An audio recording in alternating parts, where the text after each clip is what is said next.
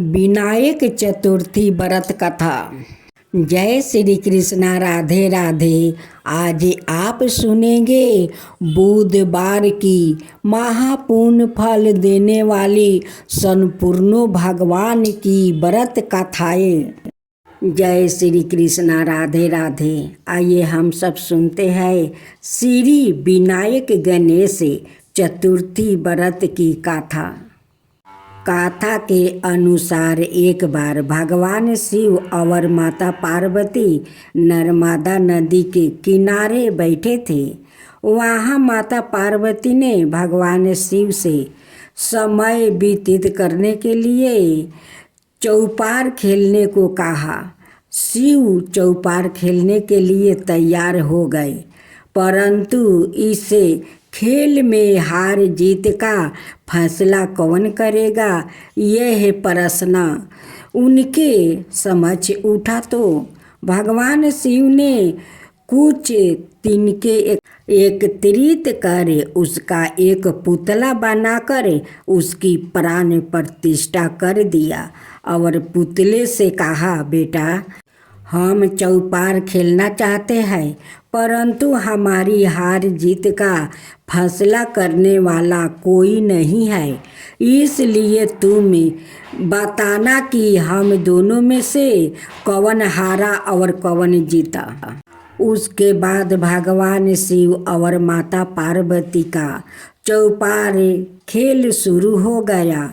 यह खेल 3 बार खेला गया और संयोग से तीनों बार माता पार्वती ही जीत गई।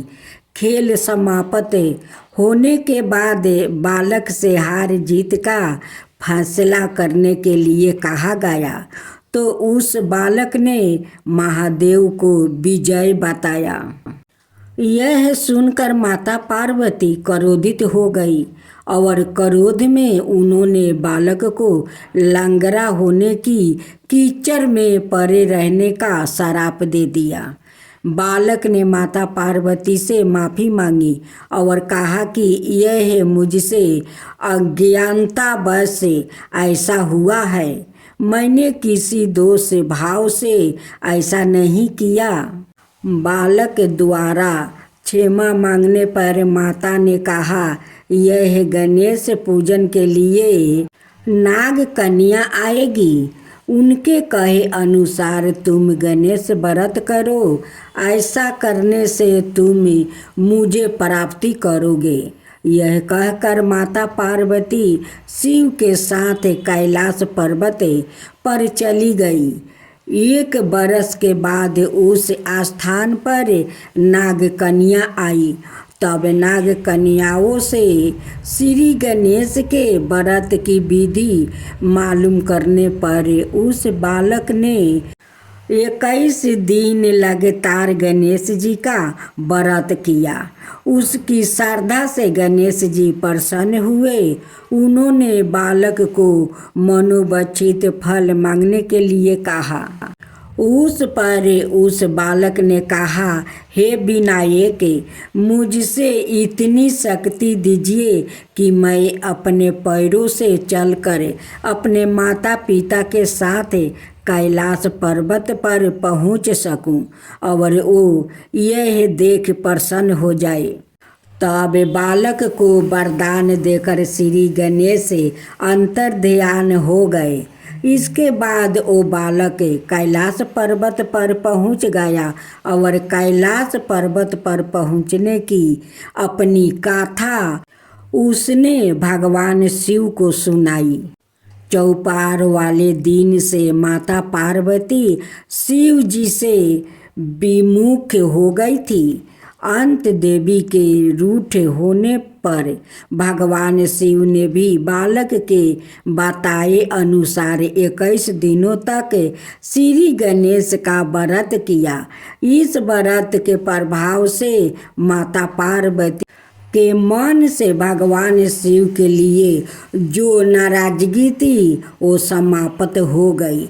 तब यह व्रत विधि भगवान शंकर ने बताया, पार्वती को बताया। यह सुनकर माता पार्वती के मन में भी अपने पुत्र कार्तिकेय से मिलने की इच्छा जागृत हुई।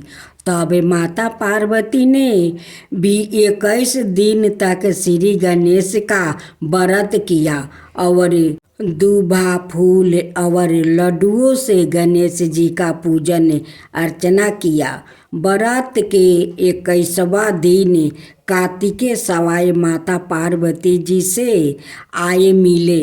उस दिन से श्री गणेश चतुर्थी का यह व्रत समस्त मनोकामनाओं की पूर्ति करने वाला व्रत माना जाता है। इस व्रत को करने से मनुष्य के सारे कष्ट दूर होकर मनुष्यों को समस्त सुख सुविधाएं प्राप्ति होती है। श्री कृष्ण, राधे राधे। अब आप सुनेंगे बुधवार की व्रत कथा। एक समय की बात है कि साहूकार अपनी पत्नी को लाने के लिए अपने ससुराल गया। कुछ दिन रहने के बाद उसने अपनी पत्नी के साथ अपने घर आने की सोची। दुर्भाग्य से उस दिन बुधवार का दिन था। लड़की के परिवार वालों ने कहा कि आज बुधवार का दिन है, जो कि किसी कार्य हेतु शुभ नहीं माना जाता है, इसलिए आज तुम मत जाओ। किंतु साहूकार ने किसी की एक न मानी और पत्नी को लेकर अपने ससुराल से घर को प्रस्थान किया। रास्ते में साहूकार की पत्नी को प्यास लगी। उसकी पत्नी कहती है कि मुझे बहुत जोर से प्यास लगा है। साहूकार ने कहा, ठीक है, तुम बैलगाड़ी में ही बैठी रहो, पानी लेकर अभी आता हूँ। जब वो पानी लेकर आया तो उसने देखा कि उसकी शक्ल का एक आदमी उसकी पत्नी के साथ बैठा है। तब उसने जाकर उस पुरुष से पूछा, तुम कौन हो? तब उसने कहा, मैं साहूकार हूँ। और फिर दोनों के बीच में झगड़ा शुरू हो गया और वहाँ लोग और कुछ सिपाही आ गया, जिन्होंने उस स्त्री से पूछा, तुम्हारा पति कौन है? तब वो इसका उत्तर ना दे सकी और साहूकार अपने मन में कहने लगा कि ये प्रभु की कैसी लीला है। तब आकाशवाणी हुई और बोली, मूर्ख, आज बुधवार का दिन है, तब भी तूने आज ही गावना करा कर ले आया है। सब भगवान बुध देव के प्रकोप से हो रहा था, वो तो तुझसे रूठे हुए है। तब साहूकार ने भगवान बुध देव से क्षमा याचना किया। तब वो आकाशवाणी खत्म हो गई और इंसान के रूप में आए बुध देव भी अदृश्य हो गया। और फिर साहूकार अपनी पत्नी संग घर गया और भगवान बुध देव की पूजा की। जो भी इस व्रत कथा को सुनता है और उसको बुधवार की यात्रा करने का पाप नहीं लगता है। अब सुने दूसरा। समतापुर नगर में मधुसूदन नाम का एक व्याकित रहता था। वो बहुत धनवान था। मधुसूदन का विवाह बालरामपुर नगर की सुंदर और गुणवती लड़की संगीता से हुआ था। एक बार मधुसूदन अपनी पत्नी को लेने बुधवार के दिन बलरामपुर गया। मधुसूदन ने पत्नी के माता पिता से संगीता को विदा करने के लिए कहा। माता पिता बोले, बेटा, आज बुधवार है, बुधवार को किसी भी शुभ कार्य के लिए यात्रा नहीं करते। लेकिन मधुसूदन नहीं माना। उसने ऐसी शुभ अशुभ की बातों को नहीं मानने की बात कही। तब आग्रह करने पर संगीता के माता पिता ने बेबस होकर दोनों को विदा कर दिया। दोनों ने बैलगाड़ी से यात्रा आरंभ किया। 2 कोस की यात्रा के बाद उसकी गाड़ी का एक पहिया टूट गया। वहाँ से दोनों ने पैदल ही यात्रा शुरू की। रास्ते में संगीता को प्यास लगी। मधुसूदन उसे एक पेड़ के नीचे बैठाकर जल लेने चला गया। थोड़ी देर बाद जब मधुसूदन कहीं से जल लेकर वापस आया तो वो बुरी तरह हैरान हो उठा, क्योंकि उसकी पत्नी के पास उसकी ही शक्ल सूरत का एक दूसरा व्याकुत बैठा था। संगीता भी मधुसूदन को देखकर हैरान रह गई। वो दोनों में कोई अंतर नहीं कर पाई। मधुसूदन ने उस व्याकुत से पूछा, तुम कौन हो और मेरी पत्नी के पास क्यों बैठे हो? मधुसूदन की बात सुनकर उस व्याकुत ने कहा, अरे भाई, यह मेरी पत्नी संगीता है। मैं अपनी पत्नी को ससुराल से विदा कराकर लाया हूँ, लेकिन तू कौन हो जो मुझसे ऐसा प्रश्न कर रहे हो? मधुसूदन ने लगभग चीखते हुए कहा, तुम जरूर कोई चोर या ठग हो। यह मेरी पत्नी संगीता है। मैं इस पेड़ के नीचे बैठाकर जल लेने गया था। इस पर उस व्याकुत ने कहा, अरे भाई, झूठ तो तुम बोल रहे हो। संगीता को प्यास लगने पर जल लेने तो मैं गया था। मैंने तो जल लाकर अपनी पत्नी को पिला भी दिया है। अब तुम चुपचाप यहाँ से चलते बनो, नहीं तो किसी सिपाही को बुलवा कर तुम्हें पकड़वा दूंगा। दोनों एक दूसरे से लड़ने लगा। उन्हें लड़ते हुए देखकर बहुत से लोग वहाँ एकत्र हो गया। नगर के कुछ सिपाही भी वहाँ आ गया। सिपाही उन दोनों को पकड़कर राजा के पास ले गया। सारी कहानी सुनकर राजा भी कोई निर्णय नहीं कर पाए। संगीता भी उन दोनों में से अपने वास्तविक पति को नहीं पहचान पा रही थी। राजा ने दोनों को कारागार में डाल देने के लिए कहा।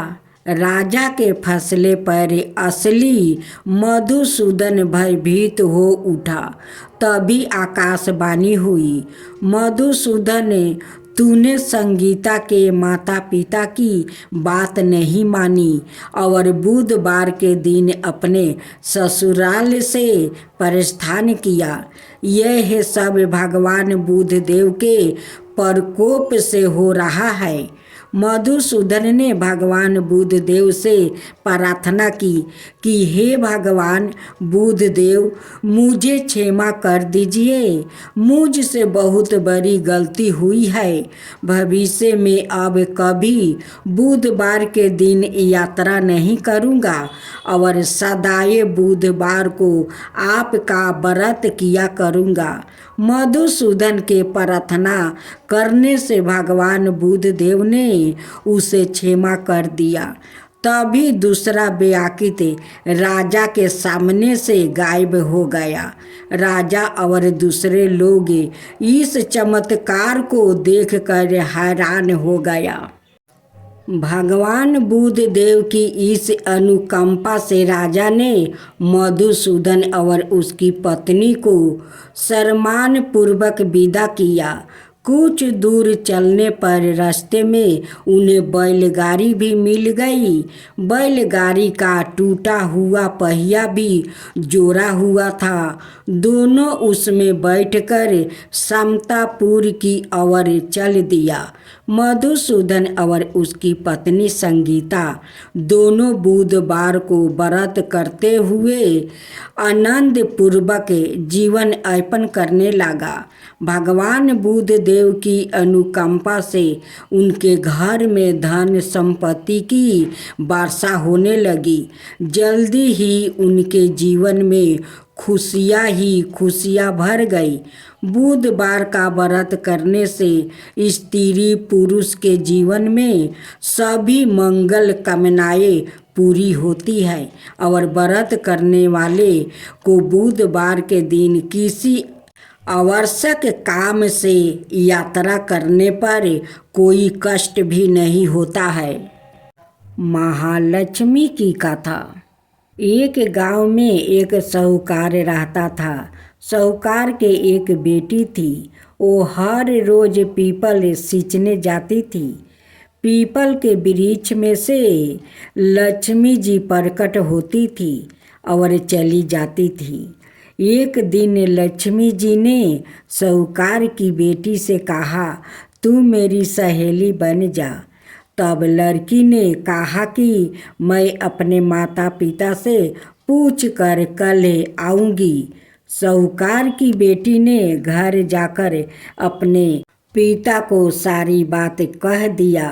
तब उसके पिताजी बोले, वो तो लक्ष्मी जी है, अपने कोई और क्या चाहिए, तू लक्ष्मी जी की सहेली बन जा।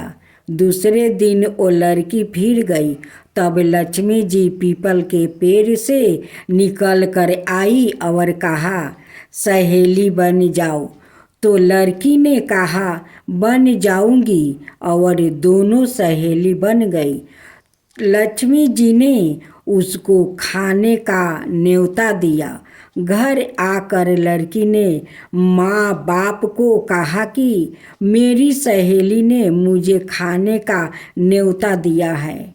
तब बाप ने कहा कि सहेली के जिमाने जाइयो, पर घर को संभाल कर जाना। तब वो लक्ष्मी जी के यहाँ जिमाने गई तो लक्ष्मी जी ने उसे साल दुसाला ओढ़ने के लिए दिया, रुपये दिए, सोने की चौकी, सोना की थाली में 36 प्रकार का भोजन करवा दिया। भोजन कर जब वो जाने लगी तो लक्ष्मी जी ने पल्लू पकड़ लिया और कहा कि मैं भी तेरे घर भोजन करने आऊँगी। तो उसने कहा, आ जाइए। वो घर जाकर चुपचाप बैठ गई। तब बाप ने पूछा कि बेटी, सहेली के यहाँ भोजन कर आ गई और तू उदास क्यों बैठी है? तो उसने कहा, पिताजी, मेरे को लक्ष्मी जी ने इतना दिया, अनेक प्रकार के भोजन करवाया, परंतु मैं कैसे भोजन कराऊंगी? अपने घर में तो कुछ भी नहीं है। तब उसकी पिता ने कहा कि गोबर मिट्टी से चौका लगाकर घर की सफाई कर लेना। 4 मुख वाला दिया जलाकर लक्ष्मी जी का नाम लेकर रसोई में बैठ जाना।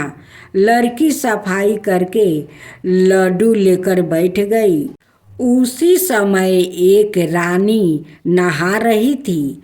उसका 9 लाखा हार चील उठाकर ले गई और उसके घर और 9 लाखा हार डाल गई और उसका लड्डू ले गई। बाद में वो हार को तोड़कर बाजार में बेचने गई और सामान लेने लगी। तो सोनार ने पूछा कि क्या चाहिए? तब उसने कहा कि सोने की थाली, सोने का थाल, साल दुसाला दे दो, मोहर दे दो और समगरही दे दो। 36 प्रकार का भोजन हो जाए, इतना सामान दे दो। सारी चीज़ें लेकर बहुत तैयारी करी और रसोई बनाई। तब गणेश जी से कहा कि लक्ष्मी जी को बुलाओ। आगे आगे गणेश जी और पीछे पीछे लक्ष्मी जी आई। उसने फिर चौकी डाल दी और कहा, सहेली चौकी पर बैठ जाइए। जब लक्ष्मी जी ने कहा, सहेली चौकी पर तो राजा रानी के भी नहीं बैठती हूँ, किसी के भी नहीं बैठती हूँ, तो उसने कहा कि मेरे यहाँ तो बैठना पड़ेगा। फिर लक्ष्मी जी चौकी पर बैठ गई। तब उसने बहुत खातिर की। जैसे लक्ष्मी जी ने करी थी वैसे ही उसने करी। लक्ष्मी जी उस पर खुश हो गई। घर में खूब रुपया और लक्ष्मी हो गई।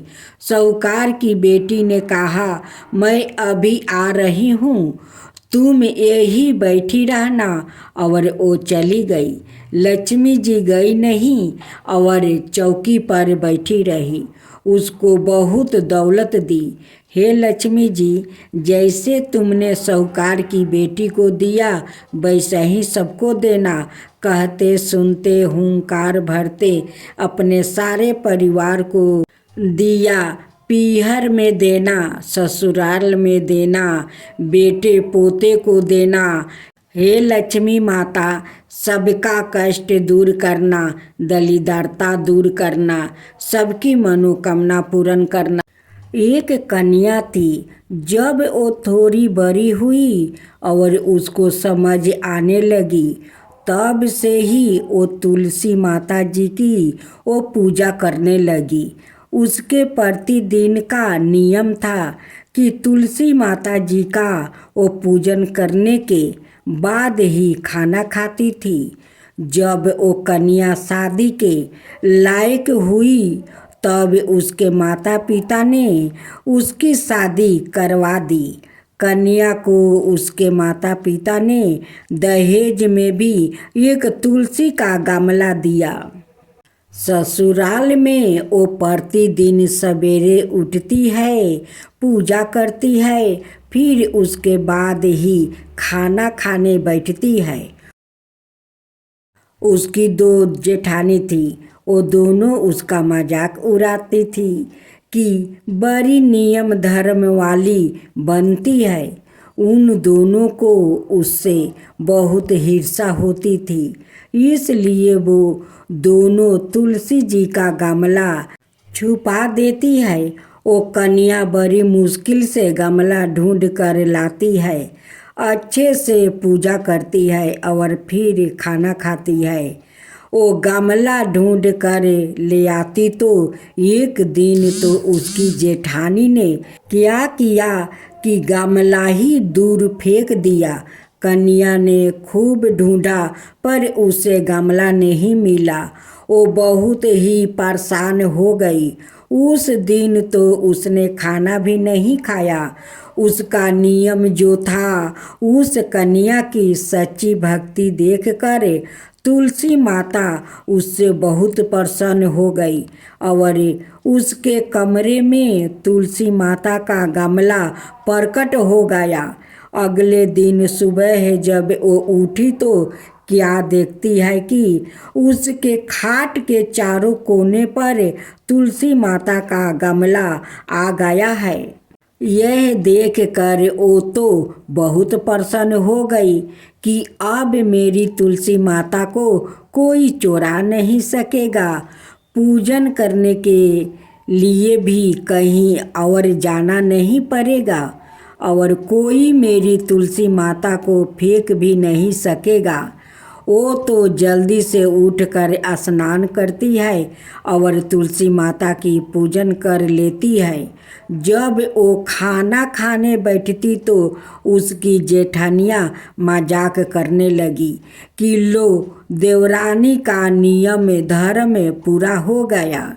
उससे पूछती है कि तुलसी जी की पूजा कर ली क्या? देवरानी धीरे से बोलती है कि कर लिया। जेठानी बोलती है कहाँ से कर ली? पूजा का गमला तो मैं फेंक दिया था। देवरानी कहती है कि देख लो मेरे कमरे में खाट पर तुलसी जी लग रही है। जेठानी बहुत शर्मिंदा हुई और बोली कि देवरानी तेरी भक्ति सच्ची है रे, हमने तुझे बहुत परेशान किया, हमें माफ़ कर देना। देवरानी उन्हें माफ़ कर देती है।